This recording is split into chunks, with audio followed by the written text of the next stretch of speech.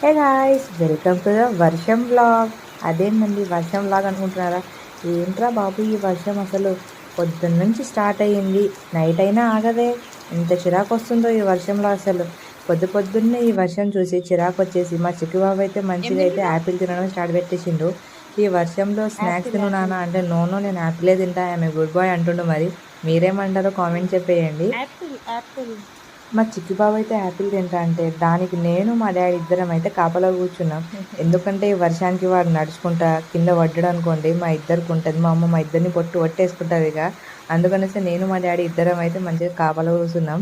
ఇక్కడ మా కోడి పెట్టెలు అరే లోపలికి రండి మేము ఏమనమంటే, లేలే అమ్మ లోపలికి వస్తే నీ కొడుకు మమ్మల్ని నరికి తింటాడు అన్నట్టు ఇవైతే బయట మెల్లమెల్లగా జారుకుంటున్నాయి.